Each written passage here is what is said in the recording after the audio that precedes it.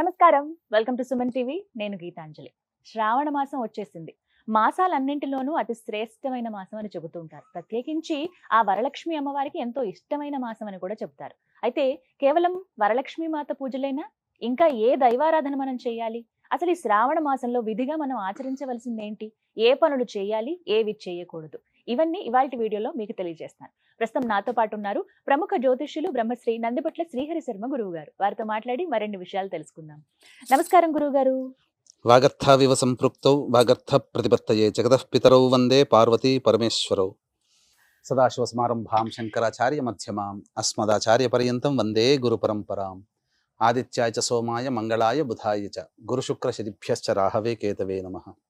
శృంగేరి పీఠాధిపతులకి, కంచి పీఠాధిపతులకి నమస్కారములు తెలియజేసుకుంటూ కార్యక్రమాన్ని ప్రారంభిద్దాం. శ్రావణ మాసం ముందుగా అంటే మహిళలందరికీ ఎంతో ఇష్టమైన మాసం గురువు గారు. మేమందరం చాలా సంతోషంగా లక్ష్మీ అమ్మవారి పూజ అయితే చేసుకుంటాం. ముందుగా శ్రావణ మాసం విశిష్టత మీ మాటల్లో వినాలని ఉంది. ఆ తర్వాత ఎన్నో సందేహాలు చాలా మంది ప్రేక్షకులు అడిగారు కూడా. విధిగా చేయవలసింది ఏంటి, ఏం చేయకూడదు, ఏ పనులు చేయాలి, దైవారాధన గురించి, నైవేద్యాల గురించి, ముందుగా అసలు మేము ఏం సిద్ధపరచుకోవాలి శ్రావణ మాసం వస్తుందంటే అని. శ్రావణ మాసం అనేటువంటిది అత్యంత పుణ్యప్రదమైనటువంటి మాసం అమ్మ. అంటే ఈ యొక్క దక్షిణాయనము ప్రవేశము ప్రారంభం అయిన తర్వాత వచ్చేటువంటి శుభమైనటువంటి మాసము శ్రావణ మాసం. ఇందులో ఒక రోజు 2 రోజులు అనేటువంటిది కాదు, అన్ని రోజులు కూడాను పవిత్రమైనటువంటివే.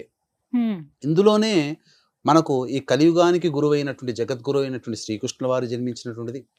అలాగే సాక్షాత్తు సరస్వతీదేవికే గురువైనటువంటి హయగ్రీవుని యొక్క జన్మదినము, శ్రీకృష్ణుల వారి జన్మదినము.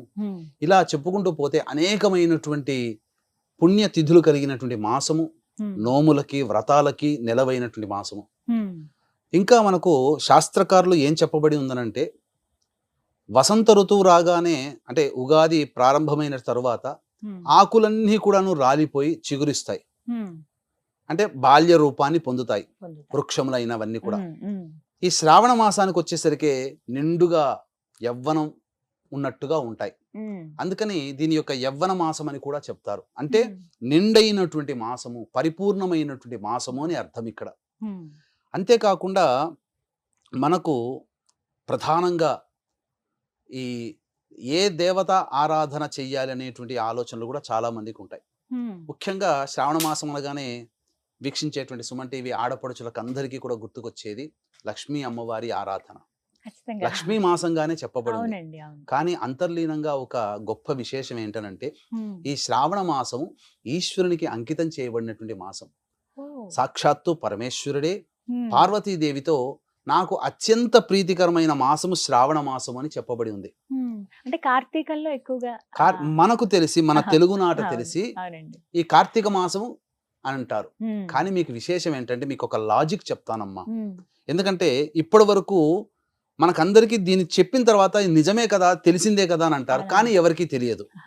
ఏంటనంటే, ఈ యొక్క ఆషాఢ పౌర్ణమి నుంచి చాతుర్మాస్య దీక్ష ప్రారంభమవుతుంది కదా. అందులో తొలి ఏకాదశి వచ్చింది, మనం మొన్న చేసుకున్నాం.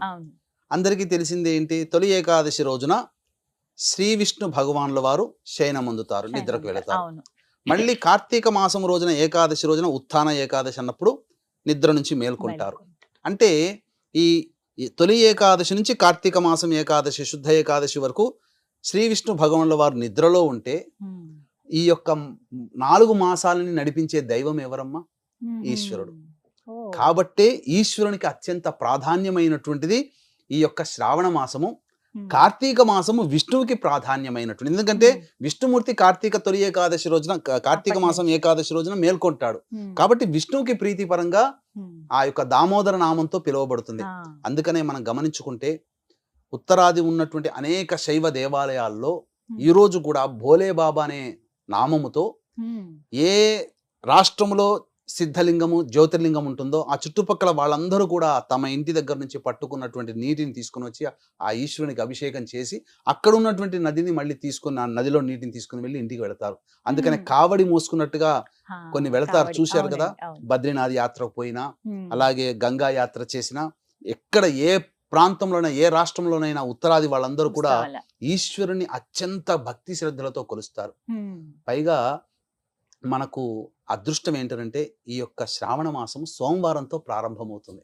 అసలు ఇంకా అద్భుతం. కార్తీక 5వ సోమవారం తారీఖు. ఎంతటి ప్రాధాన్యత ఉంటుందో ఉమ్, ఈ శ్రావణ మాసం కూడా సోమవారంతో ప్రారంభమవుతుంది. ఉమ్, అంటే ఈ యొక్క 2024 సంవత్సరం క్రోధినామ సంవత్సరానికి ఈశ్వరానుగ్రహం అందరికీ కలిగించాలనే సదుద్దేశంతోనే ఈ యొక్క మాసం కూడా ఈ విధంగా సోమవారంతో ప్రారంభమైందేమో. ఉమ్, కాబట్టి ప్రతిరోజు కూడాను శ్రావణ సోమవారం అని, శ్రావణ మంగళవారం అని, అలాగే బుధవారం రోజున ఈ ఉమ్, సంబంధించినటువంటి దత్తాత్రేయ ఆరాధన, హయగ్రీవ ఆరాధన, గురువారం నాడు మళ్ళీ దత్తాత్రేయ ఆరాధన, శుక్రవారం నాడు ఎలాగో లక్ష్మి ఉంది, అమ్మవారు. శనివారం నాడుకు వచ్చేసరికి ఎలాగో వెంకటేశ్వర స్వామి, వెంకటేశ్వర. శ్రావణ వెంకటేశ్వర స్వామిని ఆ రోజున కొలుస్తారు. ఈ విధంగా ప్రతిరోజు కూడాను ప్రతి వారము ఒక శుభమైనటువంటి మాసంగానే. ఉమ్, కాకపోతే ఈశ్వర ఆరాధన ఈ శ్రావణ మాసంలో ఉమ్, చేసినటువంటి వారికి అసలు చెప్పాలి అని అంటే ఎటువంటి కర్మదోషమైనా తొలగిపోతుందమ్మా. ఉమ్, అందుకనే ఈ శ్రావణ మాసంలో చాలా నియమనిష్టలు కలిగినటువంటి వాళ్ళు ఎవరైతే ఉంటారో ఉమ్, వాళ్ళకందరికీ కూడా అభీష్టము అతి త్వరలో నెరవేరుతుంది. కార్తీక మాసం కల్లా వాళ్ళ యొక్క కోరిక నెరవేరుతుందమ్మా ఓ. అని చెప్పడంలో ఏమాత్రం సందేహం లేదు. ఉమ్. అయితే ప్రత్యేకంగా చెయ్యవలసిన పనులు ఏమిటి? విధిగా ఈ పని చేయవలసిందే శ్రావణ మాసంలో అంటూ ఏమైనా ఉన్నాయా గురువు గారు?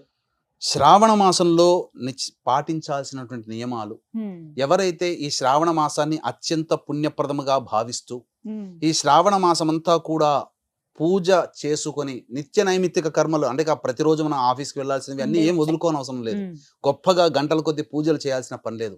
కానీ సాధారణమైనటువంటి నియమాల్ని పాటిస్తూ ఈశ్వరానుగ్రహాన్ని కనుక పొందినట్లయితే ఈ మాసంలో వచ్చేంత పుణ్యమైనటువంటి ఫలితము ఏ మాసంలో రాదమ్మా. ఎందుకంటే సాక్షాత్తు పార్వతీదేవితో ఈశ్వరుడు సెలవిచ్చినటువంటి సందర్భము ఈ శ్రావణ మాసము నాకు అత్యంత ప్రీతికరమైనదిగా చెప్పాడు. కాబట్టి ఈ శ్రావణ మాసము ఆదివారం అమావాస్య 4వ తారీఖు రోజున అయిపోతుంది, 5వ తారీఖు రోజున ప్రారంభమవుతుంది.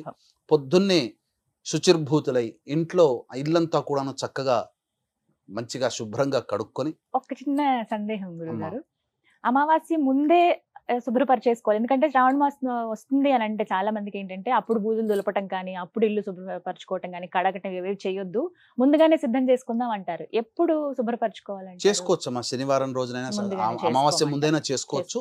ఇంకా మనము మొదలు పెడుతున్నాం కాబట్టి ఆ పుణ్య భావం అనేటువంటిది మనకు ఆ శ్రావణ మాసంలో ఉంటుంది కాబట్టి సోమవారం రోజైనా కానీ చేసుకోవచ్చు. దీనికి ఏమి ఇబ్బంది లేదు, పలానా రోజు నియమం లేదు. కాకపోతే మాసం ప్రారంభమవుతుంది కాబట్టి సోమవారం రోజు చేసుకోవచ్చు. అమావాస్య తప్పించి ఈ యొక్క శనివారం రోజునైనా కానీ ముందు రోజునైనా కానీ చేసుకోవచ్చు. చక్కగానే సింహద్వారానికి గడపకి చక్కగా పసుపు రాయాలి. అలాగే బొట్లు మనం పెట్టాలి, కుంకుమ బొట్లు. ఇందులో నాగుల పంచమి వస్తుంది, అలాగే నాగుల చవితి అనేటువంటి చెప్పబడుతుంది. ఇలా అనేక రకాలైనటువంటి పుణ్యతిథులు కూడా ఉన్నాయి. ఆ రోజు నుంచి ప్రతిరోజు కూడాను స్త్రీలందరూ కూడా చక్కగా శుచిర్భూతులై స్నానం ఆచరించవన్నప్పుడు సోమవారం రోజున నియమం పెట్టుకోండి తల స్నానం చేయడం. అలాగే శుక్రవారం రోజున నియమం పెట్టుకోండి. మిగతా రోజుల్లో స్త్రీకి ఆ యొక్క శాస్త్రము వెసులుబాటు ఇచ్చినటువంటి ఏంటంటే చాలా మంది తెలియక అడుగుతుంటారమ్మా కామెంట్స్ రూపంలోను కానీ, ప్రతిరోజు తల స్నానం చేయాలా? కానీ తల స్నానం చేయాల్సిన అవసరం లేదు, ప్రతిరోజు చేయాల్సిన అవసరం లేదు. సోమవారం నాడు పెట్టుకోండి, శుక్రవారం నాడు పెట్టుకోండి. మిగతా రోజుల్లో నీళ్లు చల్లుకోండి. ఎందుకంటే స్త్రీకి స్నానం చేసేటప్పుడు నీళ్లు చల్లుకుంటేనే పవిత్రురాలు అవుతుంది. కానీ పురుషుడు ప్రతిరోజు కూడాను తల మించి స్నానం చేస్తేనే పవిత్రుడు అవుతాడు. కాబట్టి ప్రతిరోజు కూడాను ఇంటిని శుభ్రంగా ఉంచుకోవాలి. ప్రతిరోజు కూడా ఆ యొక్క తులసి అమ్మవారి చెట్టు దగ్గర ఎప్పుడూ కూడాను శుభ్రతను పాటించాలి, ముగ్గు వేయాలి. అక్కడ ఆ ముగ్గు దగ్గర ఆవు నేతితో దీపారాధన చేయాలి, మళ్ళీ ఇంట్లో కూడా దీపారాధన చేయాలి. ఇక ఆ ఇల్లు ఎప్పుడు కూడాను సుగంధ భరితముగా ఉండాలి. అంటే ధూప దీపములు వేయాలి, ఖచ్చితంగా ధూపం వేయాల్సిందే ప్రతిరోజు కూడా ఇంటిలో. ఆ ఇంట్లోని వారు అవకాశం ఉంటే, శక్తి ఉంటే, ఉండగలిగేటువంటి స్థైర్యం ఉంటే ఆ నెల రోజుల పాటు బ్రహ్మచర్య వ్రతాన్ని మరియు నేల మీద పడుకునేటువంటి స్థితిని కనుక పాటించుకుంటూ ఉండి ప్రతిరోజు కూడా శివనామ స్మరణ చేయండి.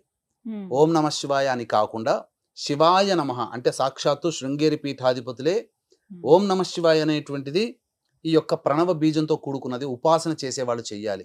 కానీ మరి సామాన్యులైనటువంటి వాళ్ళందరూ కూడా అందరికీ ఉపాసన ఇవ్వరు కదా, ఉండదు కదా.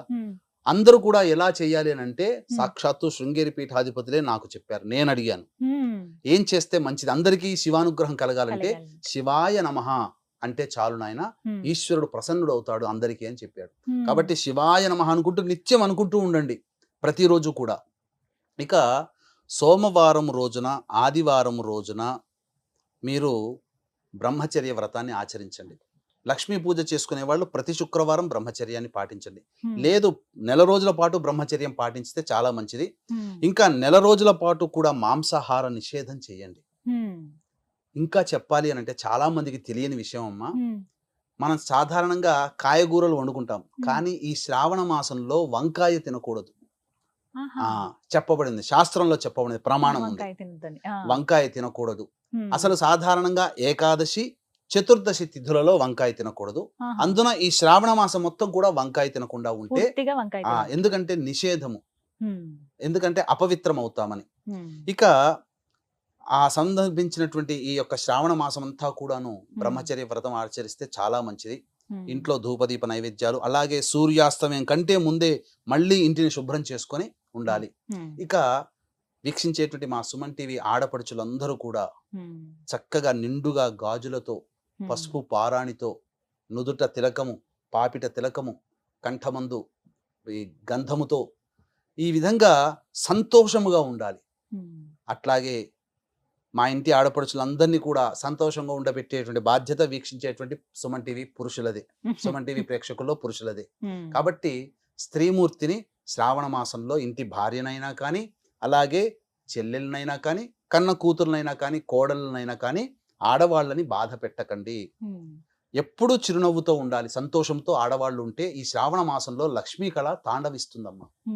కాబట్టి సంతోషముతో అన్ని చేసుకోవాలి. మీరు వంట చేస్తున్న శివనామ స్మరణ చేసుకుంటూ చేయండి, ఎంతటి గొప్ప యోగం కలుగుతుందనంటే.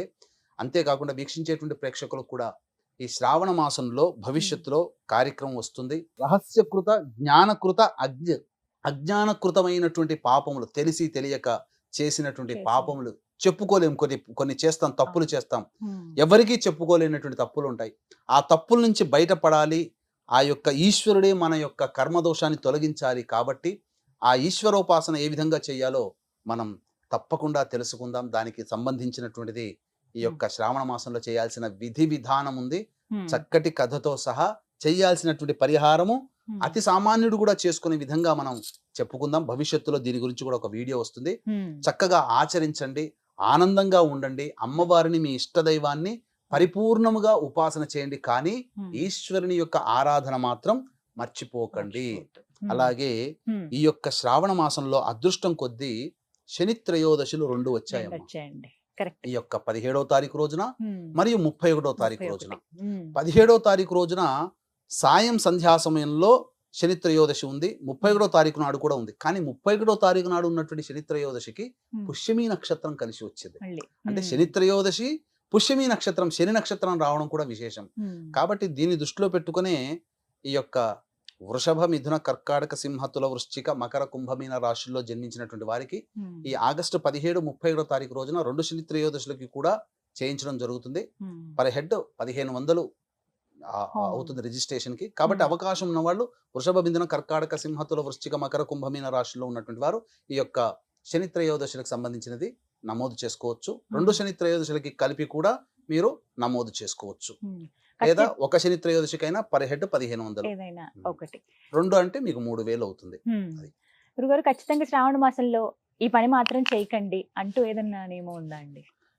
కానీ నిజంగా చెప్పాలి అని అంటే ఈ పని మాత్రం చేయకూడదు అంటే ముఖ్యంగా చేయాల్సినటువంటిది స్త్రీలని బాధ పెట్టకూడదు, తర్వాత పెద్దలని గౌరవించాలి.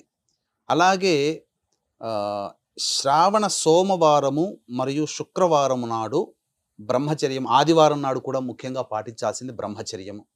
అలాగే ముఖ్యంగా లక్ష్మీ అమ్మవారిని ఉపాసన చేసేవాళ్ళు శుక్రవారము మరియు ఆదివారం రోజున మాంసాహారం నిషేధము.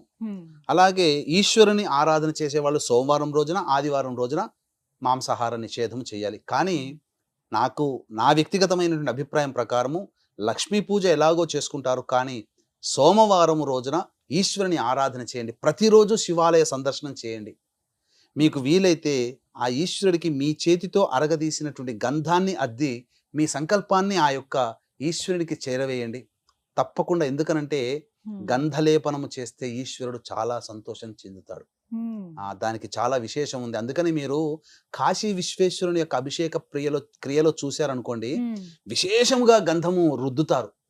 అంటే అంత ఇష్టపడతాడట ఆ గంధాన్ని గనక. అందుకని మీ చేతితో స్వయంగా అరగదీసినటువంటి గంధాన్ని గనక మీరు ఆ స్వామికి అద్దుతూ, నాకు ఈ బాధలున్నాయ్యా, నన్ను రక్షించవయ్యా, నన్ను కాపాడవయ్యా శివయ్య అనుకుంటూ గనక అద్దితే ఆ ఈశ్వరుడు మీ యొక్క మొర ఆలకిస్తాడు. తప్పకుండా కార్తీక మాసం ఏకాదశి కల్లా మీ యొక్క సంకల్పం నెరవేరుతుంది అని చెప్పడంలో ఏమాత్రం సందేహం లేదు. చాలా చక్కగా వివరించారు గురువు గారు. ధన్యవాదాలండి. సర్వం శ్రీ ఉమామహేశ్వర పరబ్రహ్మార్పణమస్తు.